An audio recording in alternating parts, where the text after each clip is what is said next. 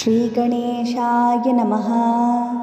अस्य श्रीदत्तात्रेयद्वादशनामस्तोत्रमन्त्रस्य परमहंसऋषिः श्रीदत्तात्रेयपरमात्मा देवता अनुष्टुप्छन्दः सकलकामनासिद्ध्यर्थे जपे विनियोगः।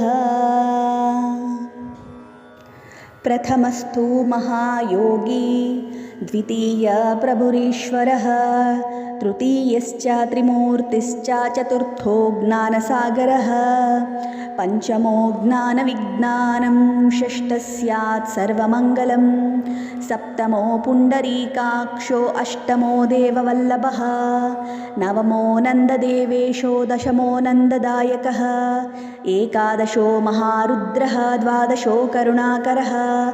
एतानि द्वादशनामानि दत्तात्रेयमहात्मनः। मन्त्रराजेति विख्यातं दत्तात्रेयहरः पराः। क्षयापस्मारकुष्ठादितापज्वरनिवारणं, राजद्वारे पथे घोरे सङ्ग्रामेषु जलान्तरे, गिरे गृहान्तरेरण्ये व्याघ्रचोरभयादिषु, आवर्तने सहस्रेषु लभन्ते वाञ्छितं फलं, त्रिकालं यः पठेन्नित्यं मोक्षसिद्धिमवाप्नुयात्। दत्तात्रेय सदा रक्षेत्, यशः सत्यं न संशयः, विद्यार्थी लभते विद्यं, रोगी रोगात् प्रमुच्यते, अपुत्रो लभते पुत्रं, दरिद्रे लभते धनम्, अभार्यो लभते भार्यां, सुखार्थी लभते सुखं, मुच्यते सर्वपापेभ्यो, सर्वत्र विजयी भवेत्। प्रथमस्तु महायोगी, द्वितीय प्रभुरीश्वरः, तृतीयश्च त्रिमूर्तिश्च, चतुर्थो ज्ञानसागरः, पंचमो ज्ञानविज्ञानं, षष्ठः स्यात् सर्वमङ्गलं, सप्तमो पुण्डरीकाक्षो, अष्टमो देववल्लभः, नवमो नन्ददेवेशो, दशमो नन्ददायकः, एकादशो महारुद्रः, द्वादशो करुणाकरः। एतानि द्वादशनामानि दत्तात्रेयमहात्मनः। मन्त्रराजेति विख्यातं दत्तात्रेयहरः पराः। क्षयापस्मारकुष्ठादितापज्वरनिवारणं, राजद्वारे पथे घोरे सङ्ग्रामेषु जलान्तरे, गिरे गृहान्तरेरण्ये व्याघ्रचोरभयादिषु, आवर्तने सहस्रेषु लभन्ते वाञ्छितं फलं, त्रिकालं यः पठेन्नित्यं मोक्षसिद्धिमवाप्नुयात्। दत्तात्रेय सदा रक्षेत्, यशः सत्यं न संशयः, विद्यार्थी लभते विद्यं, रोगी रोगात् प्रमुच्यते, अपुत्रो लभते पुत्रं, दरिद्रे लभते धनम्, अभार्यो लभते भार्यां, सुखार्थी लभते सुखं, मुच्यते सर्वपापेभ्यो, सर्वत्र विजयी भवेत्। प्रथमस्तु महायोगी, द्वितीय प्रभुरीश्वरः, तृतीयश्च त्रिमूर्तिश्च, चतुर्थो ज्ञानसागरः, पंचमो ज्ञानविज्ञानं, षष्ठः स्यात् सर्वमङ्गलं, सप्तमो पुण्डरीकाक्षो, अष्टमो देववल्लभः, नवमो नन्ददेवेशो, दशमो नन्ददायकः, एकादशो महारुद्रः, द्वादशो करुणाकरः। एतानि द्वादशनामानि दत्तात्रेयमहात्मनः। मन्त्रराजेति विख्यातं दत्तात्रेयहरः पराः। क्षयापस्मारकुष्ठादितापज्वरनिवारणं, राजद्वारे पथे घोरे सङ्ग्रामेषु जलान्तरे, गिरे गृहान्तरेरण्ये व्याघ्रचोरभयादिषु, आवर्तने सहस्रेषु लभन्ते वाञ्छितं फलं, त्रिकालं यः पठेन्नित्यं मोक्षसिद्धिमवाप्नुयात्। दत्तात्रेय सदा रक्षेत्, यशः सत्यं न संशयः, विद्यार्थी लभते विद्यं, रोगी रोगात् प्रमुच्यते, अपुत्रो लभते पुत्रं, दरिद्रे लभते धनम्, अभार्यो लभते भार्यां, सुखार्थी लभते सुखं, मुच्यते सर्वपापेभ्यो, सर्वत्र विजयी भवेत्। प्रथमस्तु महायोगी, द्वितीय प्रभुरीश्वरः, तृतीयश्च त्रिमूर्तिश्च चतुर्थो ज्ञानसागरः पञ्चमो ज्ञानविज्ञानं षष्ठः स्यात् सर्वमङ्गलं सप्तमो पुण्डरीकाक्षो अष्टमो देववल्लभः नवमो नन्ददेवेशो दशमो नन्ददायकः एकादशो महारुद्रः द्वादशो करुणाकरः एतानि द्वादशनामानि दत्तात्रेयमहात्मनः मन्त्रराजेति विख्यातं दत्तात्रेयहरः पराः क्षयापस्मारकुष्ठादीतापज्वरनिवारणं राजद्वारे पथे घोरे सङ्ग्रामेषु जलान्तरे गिरे गृहान्तरेरण्ये व्याघ्रचोरभयादिषु आवर्तने सहस्रेषु लभन्ते वाञ्छितं फलं त्रिकालं यः पठेन्नित्यं मोक्षसिद्धिमवाप्नुयात् दत्तात्रेय सदा रक्षेत् यशः सत्यं न संशयः विद्यार्थी लभते विद्यं रोगी रोगात् प्रमुच्यते अपुत्रो लभते पुत्रं दरिद्रे लभते धनम् अभार्यो लभते भार्यां सुखार्थी लभते सुखं मुच्यते सर्वपापेभ्यो सर्वत्र विजयी भवेत्। प्रथमस्तु महायोगी द्वितीय प्रभुरीश्वरः तृतीयश्च त्रिमूर्तिश्च चतुर्थो ज्ञानसागरः पञ्चमो ज्ञानविज्ञानं षष्ठः स्यात् सर्वमङ्गलं सप्तमो पुण्डरीकाक्षो अष्टमो देववल्लभः नवमो नन्ददेवेशो दशमो नन्ददायकः एकादशो महारुद्रः द्वादशो करुणाकरः एतानि द्वादशनामानि दत्तात्रेयमहात्मनः मन्त्रराजेति विख्यातं दत्तात्रेयहरः पराः क्षयापस्मारकुष्ठादीतापज्वरनिवारणं राजद्वारे पथे घोरे सङ्ग्रामेषु जलान्तरे गिरे गृहान्तरेरण्ये व्याघ्रचोरभयादिषु आवर्तने सहस्रेषु लभन्ते वाञ्छितं फलं त्रिकालं यः पठेन्नित्यं मोक्षसिद्धिमवाप्नुयात् दत्तात्रेय सदा रक्षेत् यशः सत्यं न संशयः विद्यार्थी लभते विद्यं रोगी रोगात् प्रमुच्यते अपुत्रो लभते पुत्रं दरिद्रे लभते धनम् अभार्यो लभते भार्यां सुखार्थी लभते सुखं मुच्यते सर्वपापेभ्यो सर्वत्र विजयी भवेत्। प्रथमस्तु महायोगी द्वितीय प्रभुरीश्वरः तृतीयश्च त्रिमूर्तिश्च चतुर्थो ज्ञानसागरः पञ्चमो ज्ञानविज्ञानं षष्ठः स्यात् सर्वमङ्गलं सप्तमो पुण्डरीकाक्षो अष्टमो देववल्लभः नवमो नन्ददेवेशो दशमो नन्ददायकः एकादशो महारुद्रः द्वादशो करुणाकरः एतानि द्वादशनामानि दत्तात्रेयमहात्मनः मन्त्रराजेति विख्यातं दत्तात्रेयहरः पराः क्षयापस्मारकुष्ठादीतापज्वरनिवारणं राजद्वारे पथे घोरे सङ्ग्रामेषु जलान्तरे गिरे गृहान्तरेरण्ये व्याघ्रचोरभयादिषु आवर्तने सहस्रेषु लभन्ते वाञ्छितं फलं त्रिकालं यः पठेन्नित्यं मोक्षसिद्धिमवाप्नुयात् दत्तात्रेय सदा रक्षेत् यशः सत्यं न संशयः विद्यार्थी लभते विद्यं रोगी रोगात् प्रमुच्यते अपुत्रो लभते पुत्रं दरिद्रे लभते धनम् अभार्यो लभते भार्यां सुखार्थी लभते सुखं मुच्यते सर्वपापेभ्यो सर्वत्र विजयी भवेत्।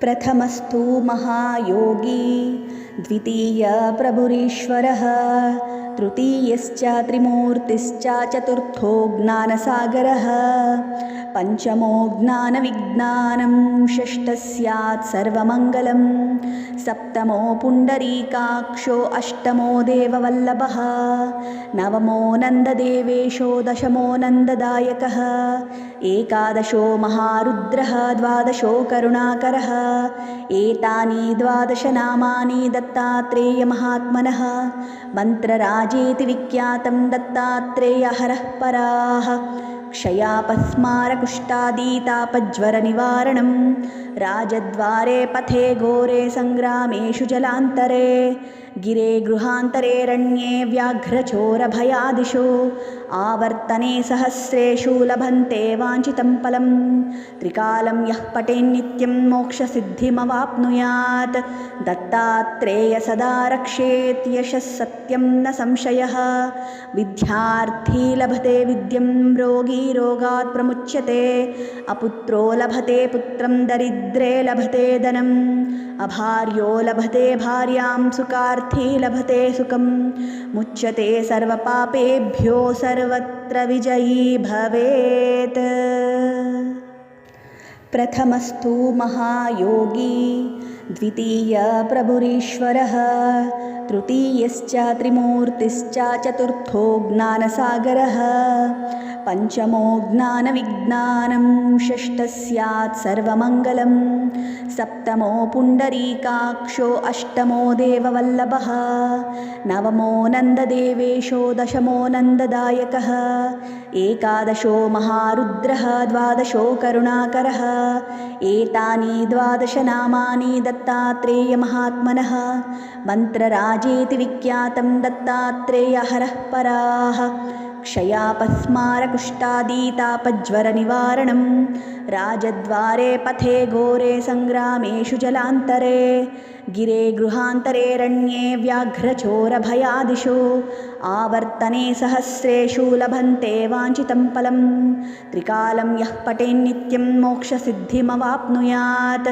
दत्तात्रेय सदा रक्षेत् यशः सत्यं न संशयः विद्यार्थी लभते विद्यं रोगी रोगात् प्रमुच्यते अपुत्रो लभते पुत्रं दरिद्रे लभते धनम् अभार्यो लभते भार्यां सुखार्थी लभते सुखं मुच्यते सर्वपापेभ्यो सर्वत्र विजयी भवेत्।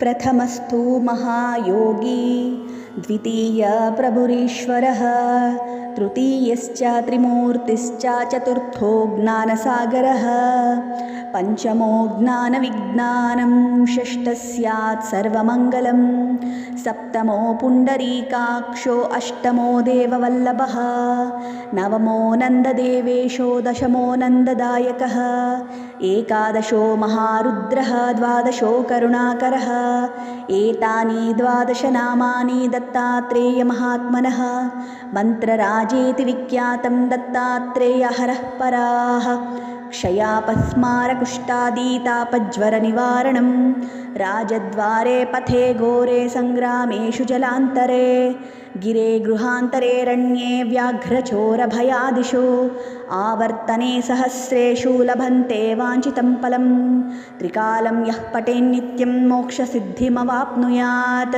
दत्तात्रेय सदा रक्षेत् यशः सत्यं न संशयः विद्यार्थी लभते विद्यं रोगी रोगात् प्रमुच्यते अपुत्रो लभते पुत्रं दरिद्रे लभते धनम् अभार्यो लभते भार्यां सुखार्थी लभते सुखं मुच्यते सर्वपापेभ्यो सर्वत्र विजयी भवेत्। प्रथमस्तु महायोगी द्वितीय प्रभुरीश्वरः तृतीयश्च त्रिमूर्तिश्च चतुर्थो ज्ञानसागरः पंचमो ज्ञानविज्ञानं षष्ठः स्यात् सर्वमङ्गलं सप्तमो पुण्डरीकाक्षो अष्टमो देववल्लभः नवमो नन्ददेवेशो दशमो नन्ददायकः एकादशो महारुद्रः द्वादशो करुणाकरः एतानि द्वादशनामानि दत्तात्रेयमहात्मनः मन्त्रराजेति विख्यातं दत्तात्रेयहरः पराः क्षयापस्मारकुष्ठादितापज्वरनिवारणं राजद्वारे पथे घोरे सङ्ग्रामेषु जलान्तरे गिरे गृहान्तरेरण्ये व्याघ्रचोरभयादिषु आवर्तने सहस्रेषु लभन्ते वाञ्छितं फलं त्रिकालं यः पठेन्नित्यं मोक्षसिद्धिमवाप्नुयात् दत्तात्रेय सदा रक्षेत् यशः सत्यं न संशयः विद्यार्थी लभते विद्यं रोगी रोगात् प्रमुच्यते अपुत्रो लभते पुत्रं दरिद्रे लभते धनम् अभार्यो लभते भार्यां सुखार्थी लभते सुखं मुच्यते सर्वपापेभ्यो सर्वत्र विजयी भवेत्। प्रथमस्तु महायोगी, द्वितीय प्रभुरीश्वरः, तृतीयश्च त्रिमूर्तिश्च, चतुर्थो ज्ञानसागरः, पंचमो ज्ञानविज्ञानं, षष्ठः स्यात् सर्वमङ्गलं, सप्तमो पुण्डरीकाक्षो, अष्टमो देववल्लभः, नवमो नन्ददेवेशो, दशमो नन्ददायकः, एकादशो महारुद्रः, द्वादशो करुणाकरः। एतानि 12 नामानि दत्तात्रेयमहात्मनः। मन्त्रराजेति विख्यातं दत्तात्रेयहरः पराः। क्षयापस्मारकुष्ठादितापज्वरनिवारणं, राजद्वारे पथे घोरे सङ्ग्रामेषु जलान्तरे, गिरे गृहान्तरेरण्ये व्याघ्रचोरभयादिषु, आवर्तने सहस्रेषु लभन्ते वाञ्छितं फलं, त्रिकालं यः पठेन्नित्यं मोक्षसिद्धिमवाप्नुयात्।